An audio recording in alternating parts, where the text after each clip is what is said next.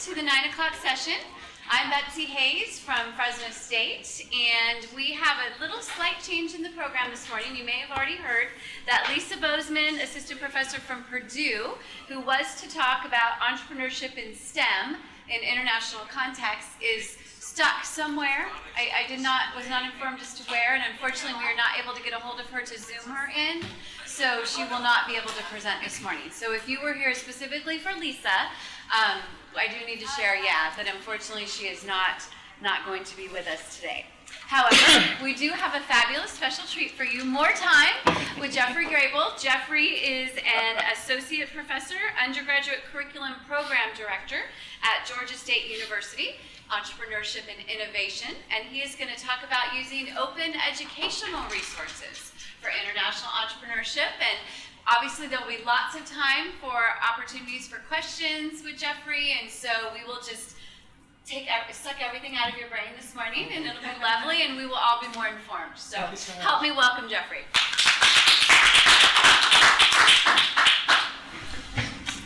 Thank you very much for that lovely introduction. It's great to be back in person here with you in this awesome space. I've already noticed I think there's some nice synergies in this talk with what we just heard from the keynote by Morris, talking about some of his experiences, particularly in South Africa, and his trajectory. Because what I'm going to talk about today is using open educational resources in entrepreneurship.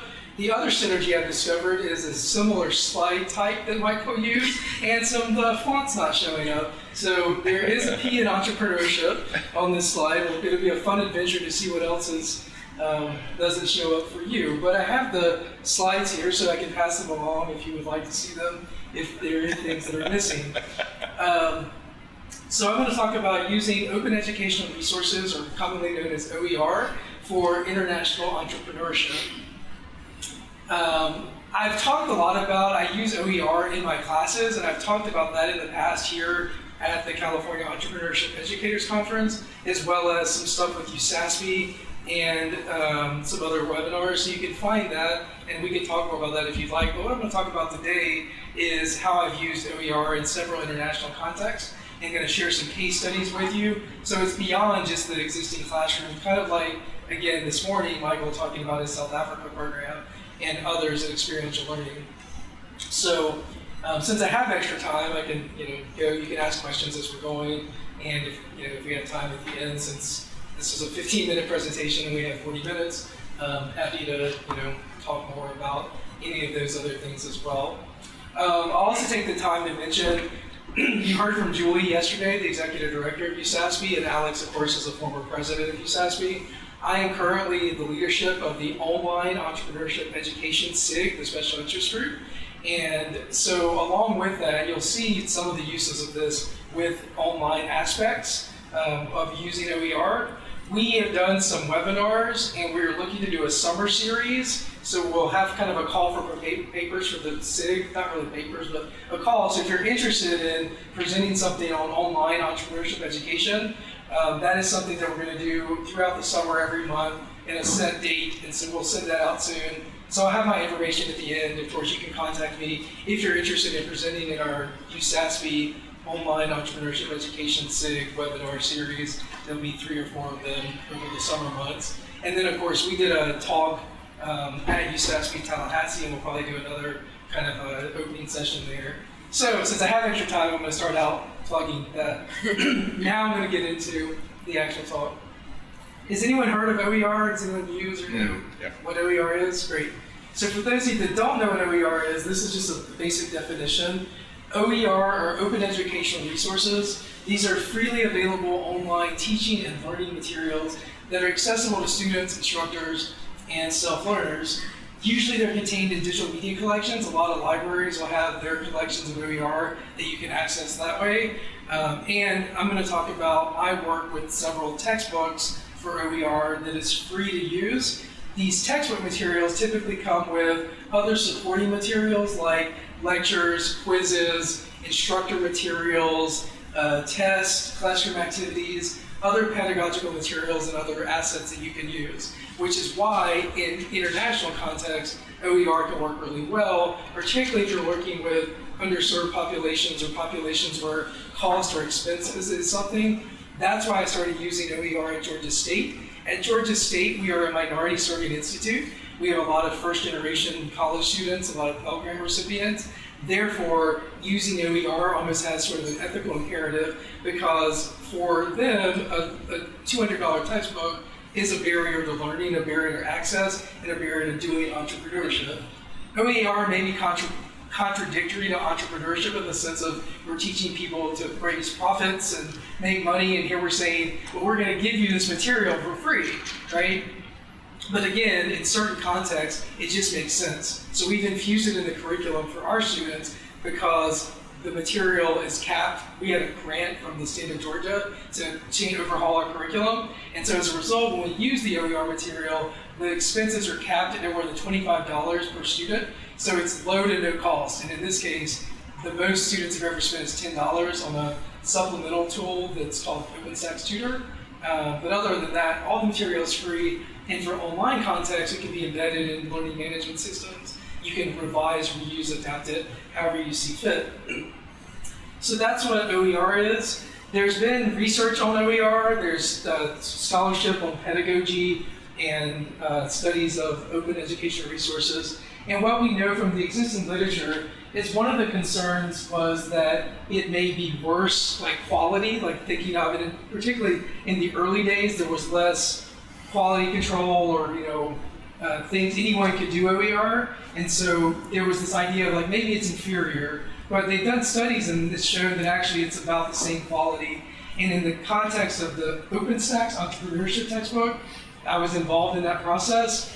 It was designed specifically to compete with or supplement the leading entrepreneurship textbooks. So like the stuff from Dr. K, from Kurko, from Michael Morris, from others, HIT, Ireland, a lot of the leading ones. It was specifically designed to compete with that or supplement it as a free alternative to commercial textbooks.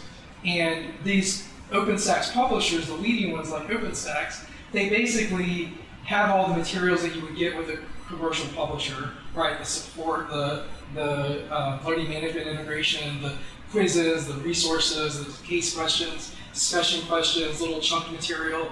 It's designed from the start to be an alternative to expensive commercial text that average between $150 to $250 in cost that we're saving for our students.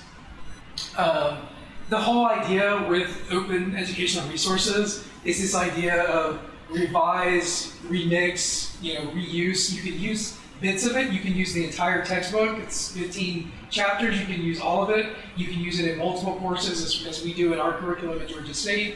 You can use pieces of it. With the OpenStax, they have a CC BY license, so as long as you attribute it to OpenStax, you can use whatever bits and pieces you want. So that's one of the things that's appealing about open educational resources is you can adapt it to your own use parts of it, use it however you want. And you'll see that I've done that as I share with some of these examples. So I just kind of talked about a little bit of that. I've been involved with 2 textbooks that are OER. The first was by the Rebus Foundation out of Canada, and it's called Media Innovation and Entrepreneurship, edited by my research colleague Michelle Ferrier and Elizabeth Mays at Arizona State. So those are the editors of the Media Innovation and Entrepreneurship textbook. That was published in 2017. Then from that, I was sort of recruited by the OpenStax folks and contributed 2 chapters to the textbook. Is called Entrepreneurship. It's published by OpenStax. OpenStax is really Rebus and OpenStax are the leading publishers of open educational resource material. So OpenStax has all sorts of subject matter and is based out of Rice University. That was published in 2020, which with the pandemic ended up being really good timing because I mentioned for online courses, you can adapt it, use it however you see fit. So I've been involved with these 2 textbooks, and that's what I'm going to show you how I used this open educational resource material in these international contexts. So OpenStax Entrepreneurship, Media Innovation and Entrepreneurship. Today I'm going to share 3 little case studies outside of my usual curriculum, outside of the classroom at Georgia State that I've done in the last few years. The first case study, It's kind of hard to see on this one with the sunlight, but over here, it's really good and coming through clear. The first case study involves Hanyang University in South Korea.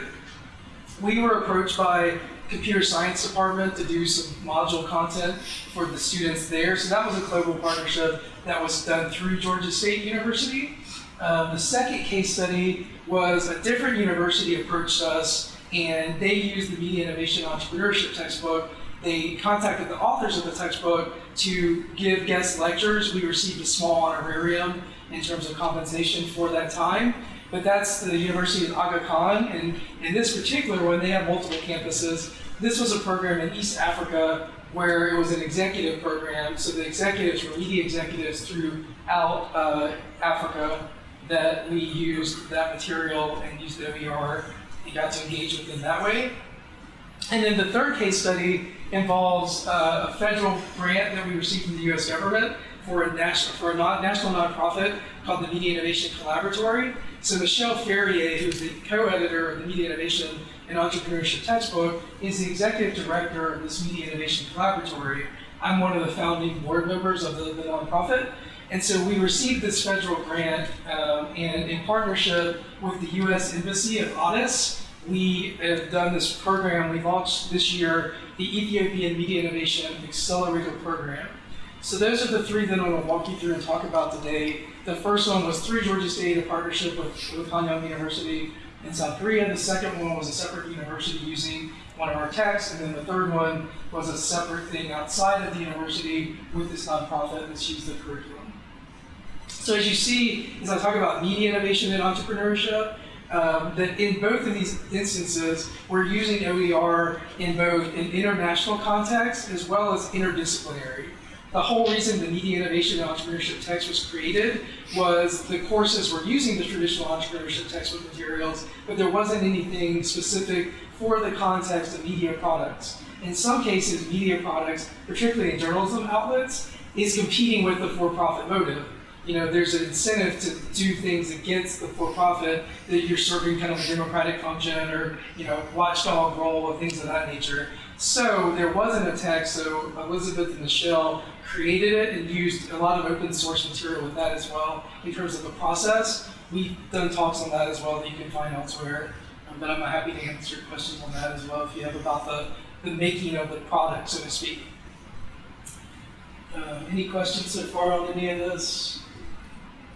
I want to sip my tea. All right, great. All right, let me give you a deeper dive into the first case study. This used the OpenStack's entrepreneurship text. So like I said, I was approached by a colleague in computer science at Georgia State, separate department, separate unit from the Robbins College of Business that our Entrepreneurship and Innovation Institute is housed in. They said, we have this global partnership, the South Korean University computer science students want the following material. So I actually registered them as guest affiliations in our content management system, the faculty in South Korea, so they can look at our existing curriculum, that what we taught in our courses that use the textbook. One is called Entrepreneurial Thinking. The other course in the next in the sequence is Product Service Design for New Ventures. That's where we currently use it. They looked at it and said, here's what we want. We want 5 different modules that are 30-minute lectures.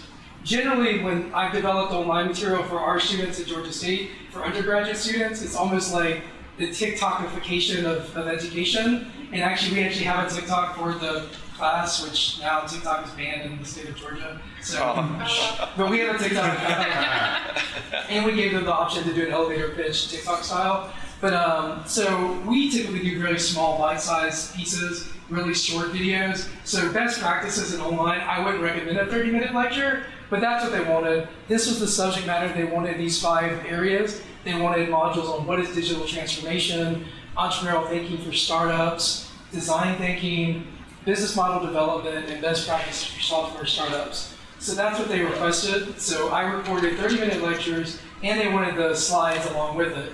And that's what I'm going to show you. For the lectures, I had on these topics, existing lectures in my own material. In some of the instances, what I did is took my existing lectures that I would teach at Georgia State and combined and added some of the entrepreneurship lectures from the OpenStacks. In some instances, some of these 30-minute topics, the majority of the slide presentation comes from the OpenStax material that they provide as an instructor resource, which they've taken the textbook material, turned it into PowerPoint form, to slide form, pulled out some of the pictures and images, pulled out some of the activities that they can do as case questions, discussion questions, for the sort of deliverables if you've watched the topic.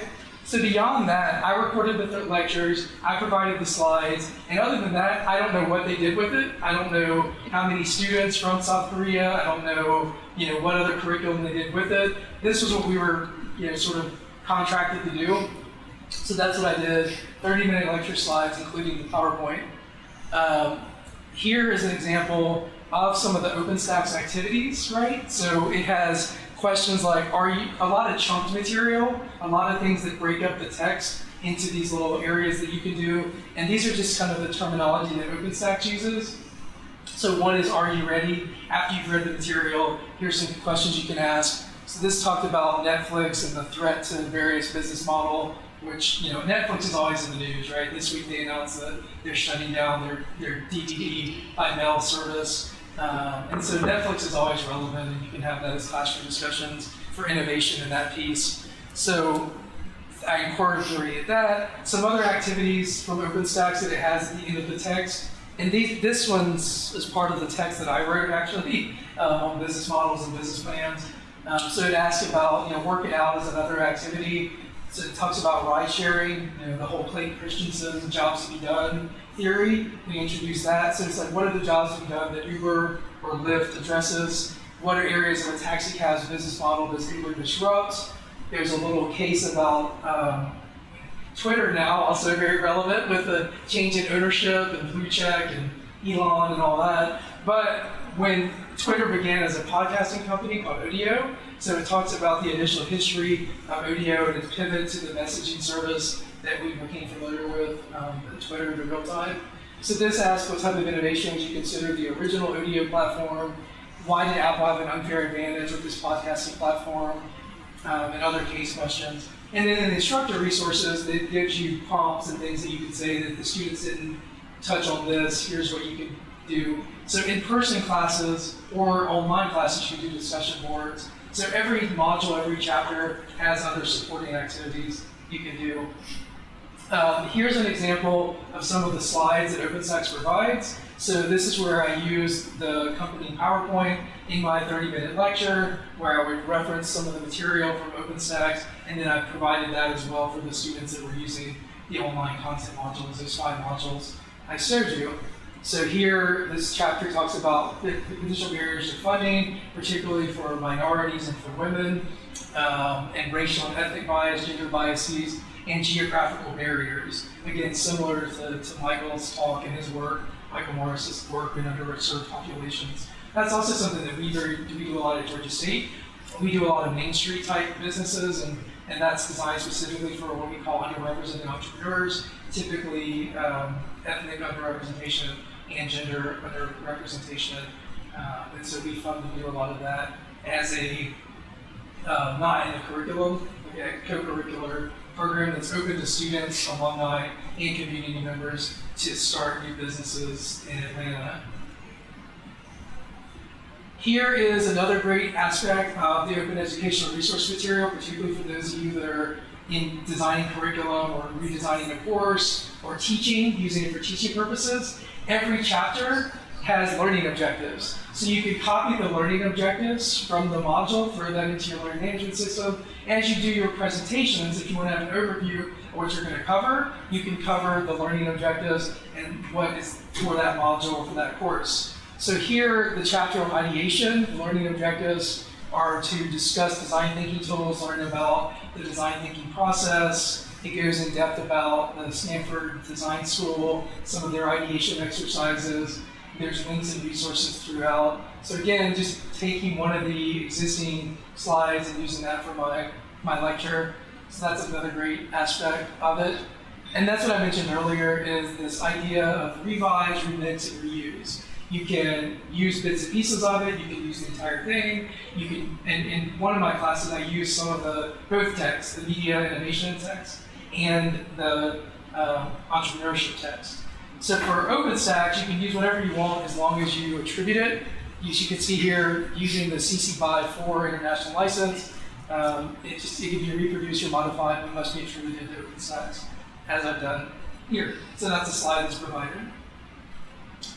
Any questions on that case before I move to the next? I have a general question. Sure. So, in these resources, do you also find ideas for assignments related to those chapters? Yeah, so throughout the text it has those like chunk materials that could be assignments. Something like they'll work it out, so it'll say do this activity. One, for example, has them go to the census.gov for the US, identify like, the market you want to do. Others are similar to the empathy map, persona, user personas, things like that. Does OpenStax monetize the business? Thank you.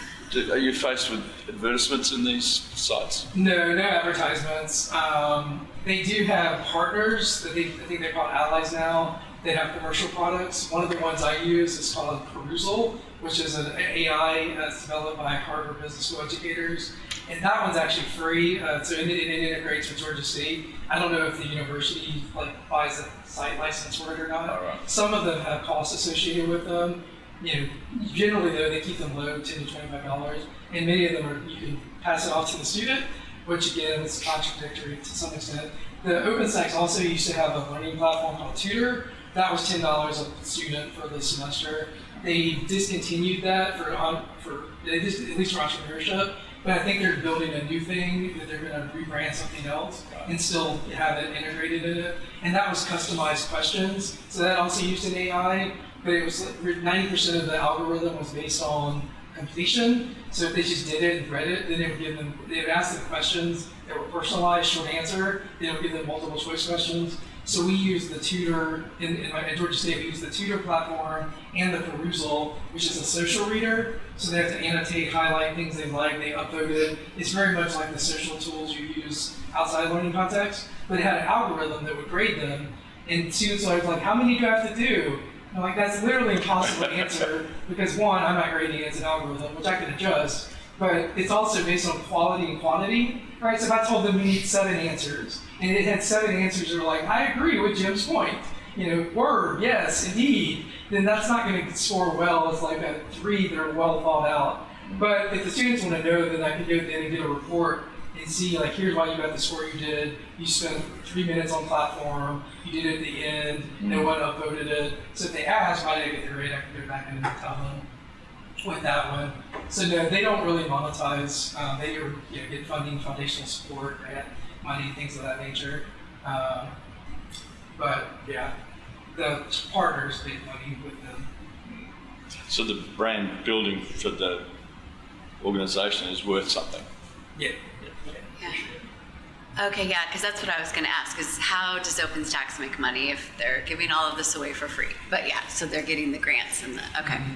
Got it. Yeah, I mean, they're known as the biggest and the best. Right. At this point. Yeah, no, they've kind of taken over. Which is They awesome. used to be known as Connections at one point. So several years ago, they rebranded to OpenStax.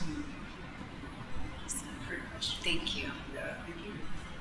So the next case I was going to talk about is in Aga Khan University, their campus in East Africa. It was an executive master's in media leadership, graduate school of media communication. So they approached us because they were using the media innovation entrepreneurship textbook in this program, and they wanted the textbook authors to come in and do a one class session remotely over Zoom.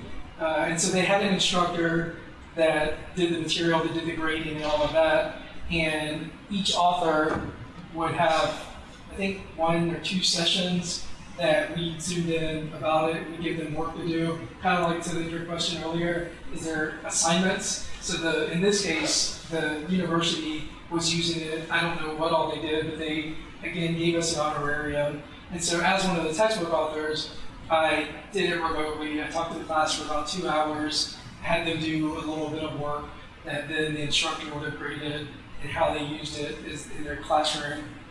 So in that program, these were media executives that came from Kenya, Uganda, Tanzania, as we say it in the States, and Rwanda. And so again, they use the Media Innovation textbook, and we led these virtual class sessions with participants. This took place in fall of 2021. From that, well, I guess if there's any questions on that. In this case, existing program, existing university, not affiliated with my university, contacted us, and several of the authors did these retreat sessions. So from this process, though, kind of like Michael Morris talking about an intentional flow, you can see there's a pattern in some of this. Although I talked about the entrepreneurship first, the reason that I was approached to write content for OpenStax was because of that work I had done on the Media Innovation and Entrepreneurship text in 2017. And from that is what led to the creation of that material. From this program where we were approached at Aga Khan, that's what led us to this next program where we said, all right, well, we're going to do the same thing we're going to do it ourselves. We're going to build this program that isn't in a university context, that can be done outside of university, that can address students and learn to teach this material to people that otherwise are not going to be exposed to entrepreneurship in areas we're taking it to places that it hasn't been before. Now, again, intentional flow, this program grew from the relationships with Michelle Ferrier. She had one of her graduate students started a program in Otis. It's the leading digital platform called Otis Insights. So he was involved in this program as well. So in the last fall 2022, the Media Innovation Collaboratory applied for this grant from the State Department. We received the grant from the State Department to establish this new program that we were calling the Ethiopian Media Innovation Accelerator. That got the grant last fall. In February of this year, we went to Addis Ababa, the capital of Ethiopia. We had 250 applicants apply for this program, because again, they get funding, they get money, they get a free trip to Addis, they get coaching, training, mentoring. We were able to accept 50 out of the 250 applicants. So for the first cohort, for the first year, highly successful. And what began in Addis was the in-person component. We called it an Imagine Camp. It's basically a boot camp, 3 or 4 day weekend kickoff, where all the participants came there physically. We met in person. We did a lot of design thinking exercises, like a speed dating exercise. We did posters and, what is your concept? What's the concept map? There's a brand new science museum. So this topic that also deals about STEM. And so we were able to imagine kind of the future and go to this new science museum where there was AI and robotics and all sorts of modern social media, analytics and insights, all sorts of technologies that related to what we were having our participants do. It's a beautiful building. It's right across from the presidential palace, and we took them there. And we were able to, for the participants that applied, we wanted a mix of regions, so we were very intentional with that. So we had representation from the Afar region, Oromia, Amara, some of the Somali region, and southern nations. If you're not familiar with Ethiopia, it's a conflict, it's a war country, and so some of these areas to get to the country, to get to Addis was very difficult. And when we talk about entrepreneurship, we talk about resiliency as a trait of entrepreneurship. And to be fair, Georgia State students probably more resilient than some other students because of the first generation, because of the minority, the immigrant background, the various hardships, poverty, and things of that nature that some of our students do, where entrepreneurship truly is a way out of life. That pales in comparison to Ethiopia, where you have, again, rape and violence and gender-based violence and war conflicts. And in Addis, you had some of the Somalian refugees there, little children on the streets. And so it really puts in context the importance of change maker, how entrepreneurship and these skills that we're teaching can change lives, can change communities. And the director of this program, Michelle Ferrier, like Michael Morris talked about, is a big gardening enthusiast. So we use a gardening metaphor. We literally gave them seed bombs to plant and flowers grow. So throughout the semester, we have a physical plant representation of how the ideas that we're planting are taking root and growing from the seeds in their communities. So they came to Addis, we gave them these trainings, and then this semester, well, it's still entrepreneurship or educator mindset. It's not really a semester, but it follows a traditional semester mindset or pathway.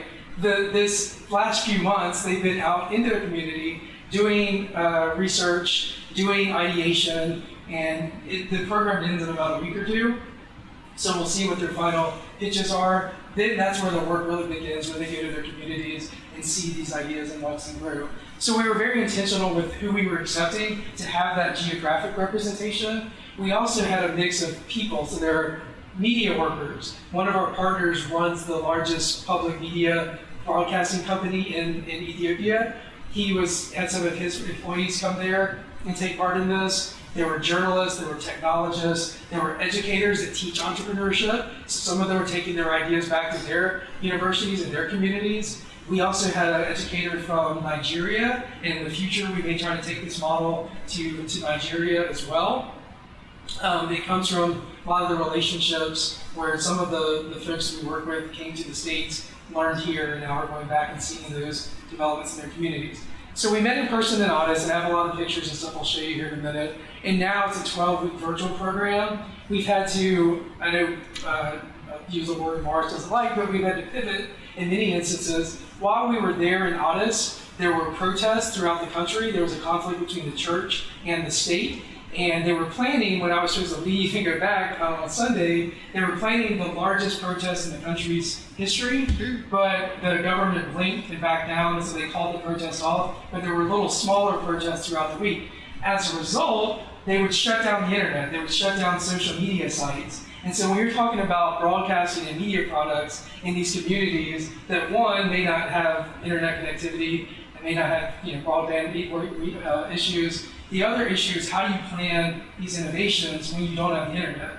So we had to think lo-fi. So a lot of our sessions for the 12 weeks were planned as virtual sessions. We would meet over Zoom and have guest speakers and do lectures and talks, but many of them couldn't do it. So we record all the lectures. We use Google Drive and Dropbox and things of that nature for the assignment material for them to work on. If they can't meet during their real time, they can then do it asynchronously. So we've had to think about low fidelity, low tech solutions to some of their innovations, as well as to our program. We've had to adapt along with it, and with holidays and the scheduling. Daylight savings happened in the United States. They don't have that in Ethiopia. So those of us in the States that were meeting, suddenly our calendar moved forward an hour, and when we were meeting, so we had to deal with that, and all sorts of holidays and stuff over there and here that disrupted some of the flow. But we're in the heart of it right now. This is an example. Again, the font didn't show up there, but I have the slide I can pass around. As I mentioned, Finally something that's not perfect. that's right. There you go. But this shows you how some of the curriculum we used, how we infused the media innovation text. That's like our primary source material for the students. So what it refers to when it says chapter 2, that's from chapter 2 of the media innovation textbook. So that deals with ideation. Chapter 3 is customer discovery. Here was in person, we did the science museum, talked about future casting. Chapter 4, that's the one I wrote, business models for content and technology ventures. So that, and you don't have it on here, but we had different lead educators that would lead the sessions. And then that's one of the holidays there in Ethiopia, the victory of Adwa. So we didn't meet on that date. We had to do a napkin sketch. We talked about the social canvas, along with the business model and lean canvas. We did chapter 5, focused on nonprofit model development and pitching, chapter 8. So here's over 3 weeks using multiple chapters and different deliverables. So that's just a sample of the program, some of the weeks that we did, 12 weeks total. The other thing, again, intentional flow, from this program, there's coming up World Press Freedom Day in May. So some of our participants, we've been very intentional to not reveal a lot of the identities of the participants here, because again, they're in areas that, maybe put them at risk. The very act of being a journalist in Ethiopia puts you at risk. Put that on top of being a woman and in Ethiopia. So there's a lot of risk for our participants. But if they want to make these public, we're going to have some of those be part of the World Press Freedom Day activities. One of the other partners that was part of the design team is the former president of what's called the International Association of Women in Radio and Television, and she works at the United Nations and does a lot of programs all around the world. Her name is Sheila Kurtzman. So here is a lot of pictures from the event. That's Michelle Ferrier, the editor, co-editor of the Media Innovation Entrepreneurship textbook, the executive director of the Media Innovation Collaboratory, my research colleague. We've done a lot of stuff together, and I'll talk a little bit more about that here later. There are all the participants. To Michelle's side there is Abel Astrat, who founded Honest Insights, the leading digital media platform in Ethiopia. There you can see we hired one of those graphic content drawers for each session. So you see a lot of the visualization with the design thinking exercises. There I am looking at a different camera in the purple over here. Here's one of the participants. You can see some of the design thinking exercises using the Post-it notes. Again, using a lot of low technology solutions, visualization, plays, plating, and all that kind of stuff that is a component of entrepreneurship.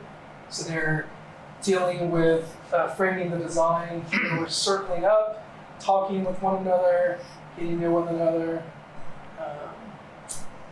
Here's one of the participants demonstrating one of the last days we did concept posters. So here are people asking questions, and she's demonstrating her concept poster for an online protection program.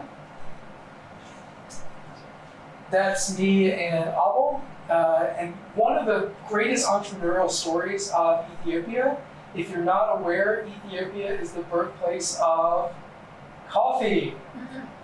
Hallelujah. And a goat farmer discovered it. And so even though I was in another country, I became a regular at this coffee shop. And this was the owner. It's all women that run the coffee shops in Ethiopia.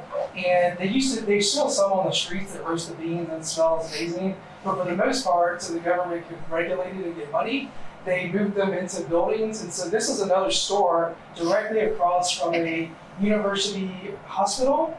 And so constant people there, but the coffee owner rents out the space, the right to be there in this other store, and makes pretty, for Ethiopian standards, I forget the exact amount of money what she pays, but she makes a really good profit, and it's there every day of the week. So they're open on Sundays, but there was another worker that she hired to do it there on the Sunday session. And so I went once or twice a day. They would never let me pay for coffee because I'm a guest in their country, and so it was very affordable, but they also did a coffee ceremony at the hotel we were staying at, like a closing ceremony for us. A lot of gratitude and ceremony and all that. But love the coffee. I brought back about $70 worth of coffee. I'm still drinking it. I made the mistake one day of getting a Chick-fil-A meal and having coffee with it, and because I was in a hurry, and it was awful compared to the deliciousness. But it's a great entrepreneurial success story that you see everywhere you go on the streets of Addis. All these women that selling coffee and roasting the beans there on the traditional pot. It was great. There you can see the process. And it's not about grabbing and going like a Starbucks drive-through. It's about sitting there with the company you're there, and like we're doing here on the trips, forging bonds and friendships and things of that nature. It's very much entrepreneurial success stories in Ethiopia. The biggest takeaway that I brought back. So that's all I've got slide-wise. That's my contact information. You can contact me for use of the open educational materials, use of, if you're interested in the OEE, the Online Entrepreneurship Education SIG, a webinar we're going to be doing over the summer. If you want to give a talk for that, please let me know. We're happy to do that for you. Or if you just have questions on how to implement any of this. Now, additional resources that I covered. I have some resources on the Huga app. One of the things, this topic also was going to deal with STEM. There was a special issue on STEAM in the Entrepreneurship Education and Pedagogy Journal that our keynote, Jill edited, was one of the guest editors. And so I have a piece along with Michelle Ferrier in that journal, the Entrepreneurship Education Journal. I have the link to that through the Hoover app. In that, we look at the development of media entrepreneurship programs and how they tie to other STEAM fields. And so that's something that you can look at and do. And then I have the links to the 2 textbooks that I showed you right here. This PowerPoint is also on the Hoover app. So any other questions? I have a question. Yeah. So first, thank you very much for this presentation. It's very inspiring. What is your take on tropicalizing this concept that you've done in these different parts, maybe to getting into underserved communities in, I don't know, Mexico, Latin America? Because it seems very interesting. I mean, maybe there would be a language barrier, I can imagine, because maybe not all Latin America has English, which is that's fine, but still, like, things that you've done, the experience that you have, taking that, replicating it virtually in Latin America. Yeah, that would be great. Like that's why we took so originally began, like Morris was saying, the one program began at Aga Khan, then we developed our own for Africa. We're going to probably do it again. We just applied for more money for the next round because we get 250 people applied in Ethiopia. We only are able to take 50. And so we'll do a second round of that, and then we'll probably do a version in Nigeria. So at least now we're in the African presence. I agree with you, there may be a barrier of language if we adapted it, but we have partners to adapt it in Spanish language. That would be great. We did add a chapter in the Media Innovation book on international entrepreneurship. It's more European perspective. I think the author is from Greece. And so that's what with this, we're bringing the material to voices that otherwise wouldn't get it. And we do have partners in other universities, but that's a great idea. We would love to expand it. And as you see here, in one instance, a university took it, used the material. In another instance, we did it on our own, we do federal grants. So that's largely driven by where the grant money is. So if there were grants in Mexico, we would do that. If we were partners with other universities like technology, TEC, that would be fantastic. Are your materials open source? Mm-hmm. Yeah, all of this is All the stuff you produced? Mm-hmm. Yeah, I'm so grateful that you asked that question because it does feel like this model can definitely be duplicated in different regions and also, of course, across the United States even. And, because we have a lot of challenges in media, even in this country. And so do you have any thoughts on doing anything similar here? Not at this point, Okay. but yeah, we're open to it. Yeah. I can't speak fully for the whole team. But yeah, that was something before we even launched the program for months. We were meeting as a team, so we got to know them, and then when we met in person, it was all more Yeah. enriching. Yeah.